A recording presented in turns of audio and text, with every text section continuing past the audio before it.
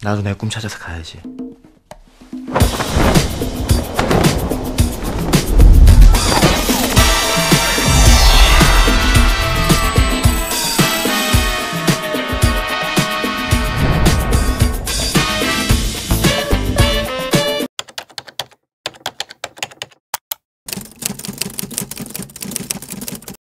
안녕하십니까, 강정입니다. 탐정 직업을 떠올리면 코난 도일의 셜록 홈즈나 명탐정 코난을 떠올리실 겁니다. 셜록 홈즈는 영국의 19세기 중후반을 배경으로 한 소설이다 보니 바바리 코트라던가 중절모를 쓴 그런 캐릭터로 묘사가 되었습니다. 지금은 2023년도의 대한민국이잖아요. 그런데 이렇게 영화에서처럼 바바리 코트를 입고 탐정 활동을 한다는 이런 연출은 왠지 셜록 홈즈의 탐정 직업을 코스프레 한다라고 생각하지 않으신가요? 여러분들은 어떻게 생각하십니까?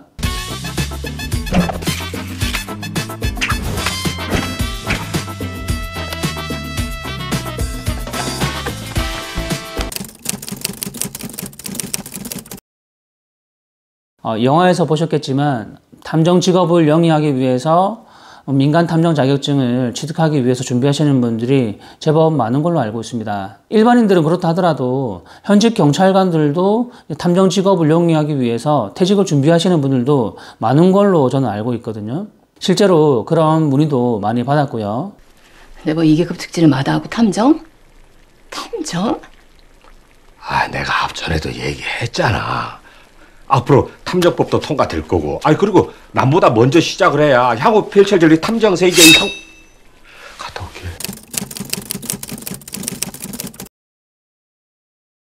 제가 2012년도부터 한결같이 주장하고 있는 게 있거든요. 그게 뭐냐면 국회에 발의되어 있는 탐정법은 통과되지 않는다라는 게 제 주장이거든요. 근데 12년이 지났거든요. 탐정법이 통과가 되었나요? 통과 안 되었거든요. 제가 저서했던 한국 탐정의 민낯이라는 책이 있는데 여기에도 제가 수록을 해 놓았는데 탐정법이 통과되는 확률보다 남북한이 통일이 될 가능성이 확률이 더 높다라고 제가 수록을 했거든요. 그만큼 탐정법이 통과될 확률은 매우 낮다라고 생각하시면 될 것 같네요.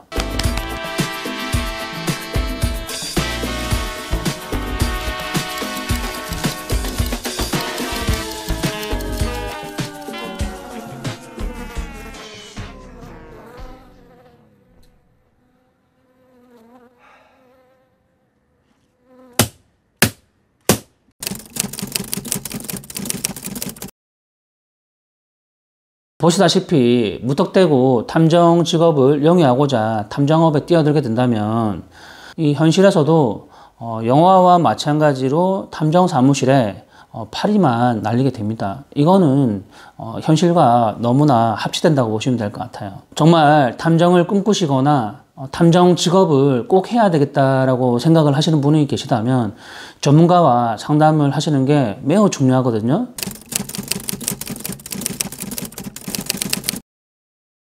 지난 20년 동안 가장 심각한 착각을 했던 게 뭐냐면 국회에 발의되어 있는 탐정법이 통과되지 않았기 때문에 탐정이라는 직업은 불법이지 않느냐라는 그런 인식이었습니다. 국회에 탐정법을 발의했던 이유는 변호사나 의사 그리고 법무사 이런 전문직처럼 어떤 행위를 함에 있어서 그 행위에 어떤 권한을 가지기 위해서 전문직의 직업을 만들기 위해서 국회에 발의를 했던 겁니다. 이 발의했던 탐정법이 통과되지 않았다는 이유로 탐정 직업이 불법이냐? 그런 건 아니고요. 탐정법이 통과되지 않아서 전문직으로 되지는 못했지만 그냥 평범한 일반 자영업이다라고 생각하시면 될 것 같아요. 제가 지난 7년 동안 연구한 바에 의하면 한국 정부는 지난 30년 전에 이미 탐정 직업을 허용했다는 것을 알고 계시면 될 것 같습니다. 우리나라에서는 실제로 탐정처럼 일할 수 없고 탐정이란 명칭을 쓰는 것 자체도 안 됩니다. 전현직 경찰관들이 아직은 불법인 사설 탐정 제도의 합법화를 추진합니다. 근데 탐정이시면 저랑 같이 경찰서를 가셔야 될 것 같은데. 아니 무슨 제가 탐정에 잘못한 건 또 있습니까? 사실은 제가 변호사인데 탐정이라는 명칭을 쓰시면 신용정보보호법 위반으로 형사처벌 규정이 있습니다. 정보원, 탐정, 그 밖에 이와 비슷한 명칭을 사용하는 일은 금지된다고 규정하고 있습니다. 위와 같이 신용정보의 이용 및 보호에 관한 법률은 사설 탐정업을 금지하고 있고,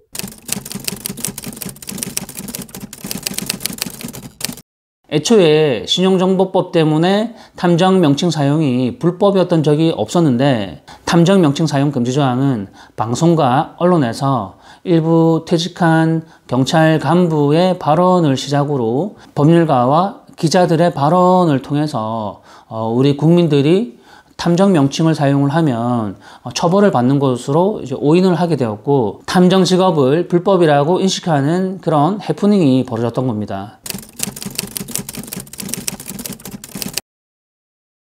제가 이 오류들을 연구하고 탐정 직업의 불법성 프레임을 벗겨내는데 너무나 오랜 시간이 걸렸거든요. 신용정보법에서 탐정 명칭 사용 금지 조항은 신용정보 집중기간에 한정되는 그런 조항이고요. 일반인들에게 금지되는 조항이 있습니다. 바로 12조인데요. 제가 한번 읽어봐 드릴게요. 제12조, 이 법에 따라 허가받은 신용정보회사가 아닌 자는 상호 중에 신용정보, 신용조사 또는 이와 비슷한 명칭을 사용하지 못한다.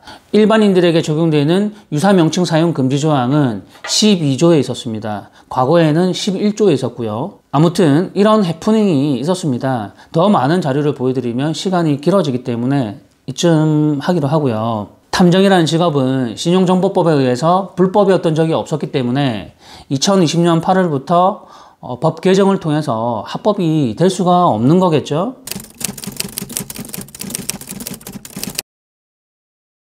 탐정이라는 직업은 아무나 할 수 있고 아무나 꿈꿀 수 있는 직업입니다. 그렇지만 아무나 될 수가 없는 또 그런 직업입니다. 그 사람의 재능과 노력이 있어야 되고, 그리고 실력이 있어야 되겠죠. 저기 대만아, 너 뭐 불륜, 채권, 채무, 유기견 찾아주는 거 그런 거 시시해서 못하겠지? 형님, 우리가 무슨 흥신소예요? 탐정 자존심이 있지. 그런 걸 어떻게 해요? 뭐 자존심?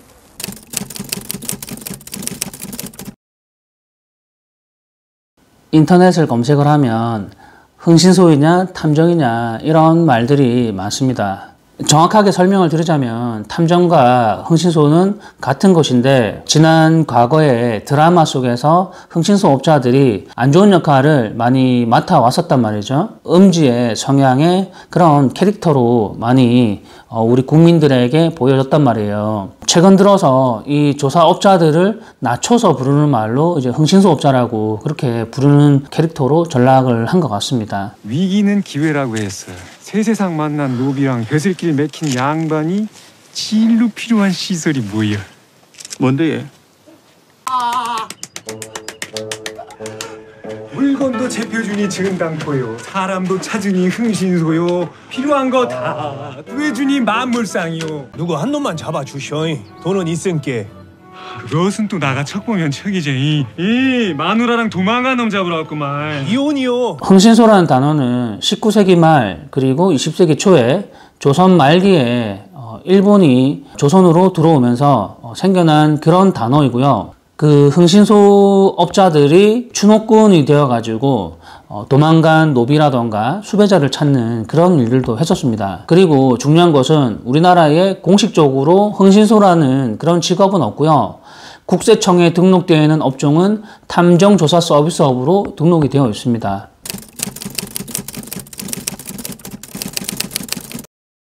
민간 탐정 자격증은 개인이 발급하는 것이기 때문에 탐정업을 하는데 아무런 의미가 없습니다. 그러면 탐정 자격증은 왜 따는 것이냐? 자기 만족이라던가 의뢰인에게 보여주기 위한 홍보용으로 따는 거라고 보면 될 것 같아요. 민간 탐정 자격증은 조사업을 하기 위해서 어떤 권한을 부여받는 것은 단 1도 없다는 부분을 알고 계시면 될 것 같습니다. 탐정업을 하기 위해서 가장 중요한 핵심 포인트가 무엇이냐면 누구에게 탐정업을 배우느냐, 이게 가장 중요한 핵심 포인트라고 할 수 있습니다. 제가 보기를 몇 가지 보여드릴 테니까 선택을 해보십시오. 민간 탐정 자격증을 따고서 본인 스스로 맨 땅에 헤딩하듯이 탐정업에 뛰어드는 경우. 두 번째가 민간 탐정 자격증을 따고 흥신소 업자나 이름만 탐정인 흥신소 업자, 이런 업자에게 업무를 배우는 그런 경우. 민간 탐정 자격증은 없어요. 그렇지만 셜록 홈즈에게 탐정업을 배우는 그런 경우. 어떤 경우를 선택하시겠습니까? 3번이요. 그렇죠. 탐정 자격증은 필요가 없어요. 누구에게 탐정업을 배우느냐. 이게 가장 중요한 핵심 포인트라고 할 수 있습니다. 탐정 김전일에게 배우느냐, 탐정 코난에게 배우느냐, 셜록 홈즈에게 배우느냐, 아니면 강지영에게 배우느냐. 이런 부분들이 가장 중요하지 않을까라는 생각을 하거든요. 소설 속에 있는 그런 캐릭터는 사실 현실에서는 존재하지가 않잖아요. 그렇지만 현실에 있는 강지영은 현대의 이런 상황에 맞게끔 법조항에 맞게끔 풀이해서 설명을 드린단 말이죠. 하나하나 꼬집어서 쪽집게 가해를 해드린단 말이에요. 그렇기 때문에 빨리빨리 진도가 나갈 수가 있는 거고 이해가 쉽게 될 수가 있는 겁니다. 그렇기 때문에 명탐정이 되는 지름길은 무엇이다? 멘토를 잘 선택하는 것이 명탐정이 되는 길이다. 그렇게 알고 계시면 될 것 같습니다.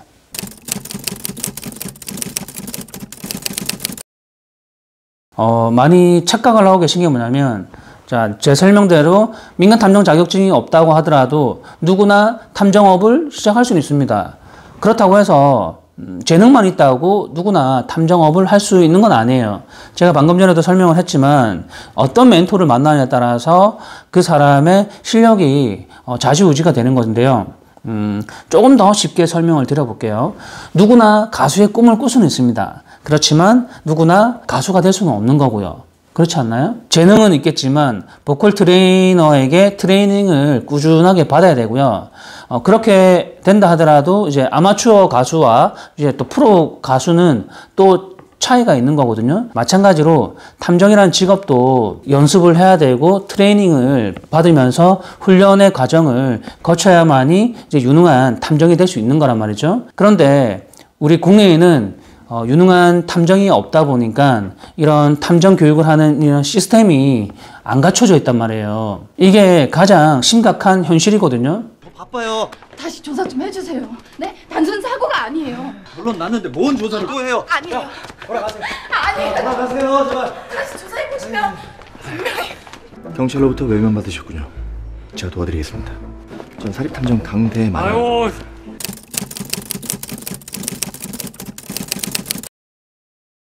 실제로 이 영화처럼 경찰에게 외면받는 그런 피해자, 그런 의뢰인이 실제로 있습니다. 그 이유가 뭐냐면 경찰의 그 시스템적인 문제도 있는 것이고요.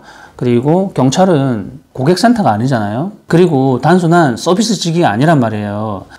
경찰에게 정해져 있는 그런 매뉴얼이 있기 때문에 그 매뉴얼에 부합하지 않으면 이렇게 외면받게 되는 그런 현상이 생기게 됩니다.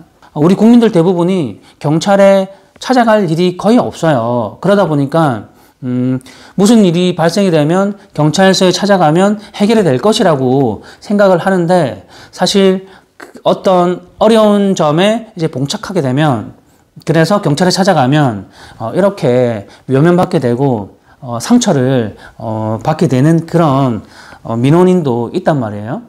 경찰에게 찾아갔을 때는 민원인이 되는 것이고 탐정에게 찾아갔을 때는 의뢰인이 되는 겁니다. 경찰은 민사 불개입 원칙이 있기 때문에 개인 대 개인의 금전 거래라던가 개인 대 개인의 이해관계에 관해서는 경찰이 개입을 할 수가 없습니다. 경찰권은 사회 공공의 안녕 및 질서와 직접 관계가 없는 사생활상의 분쟁이나 민사상의 법률 관계에서는 개입할 수 없다는 원칙, 개인 대 개인 간의 금전적인 피해가 입을 것이 명백히 뚜렷하게 보이는데도 아직 발생되지 않은 범죄에 대해서 범죄가 성립하지 않는다면 경찰은 개입하지 않는다는 얘기입니다. 무슨 말인지 이해하십니까? 아직 범죄가 성립하지 않았기 때문에 경찰에서 개입을 할 수가 없는 거예요. 그 피해자가 증거 자료를 이제 수집을 해서 그리고 고소장을 작성한 다음에 경찰서에 찾아가서 고소장을 접수시켜야만이 경찰서에서는 이제 가해자를 불러서 조사를 하고 그 다음에 수사가 이루어진다고 그렇게 생각하면 될 것 같습니다. 현실에서와 그리고 드라마, 영화에서 봤던 그런 부분들과 전혀 다르다는 부분을 이제 알게 되지 않으셨나요? 그렇기 때문에 여러분들에게 사립탐정이 필요한 것입니다. 지금 사립탐정이 되고 싶은 분들은 망설이지 마시고 여기 보이는 이 전화번호로 전화를 주시면 제가 친절하고 상냥하게 설명을 드리도록 하겠습니다.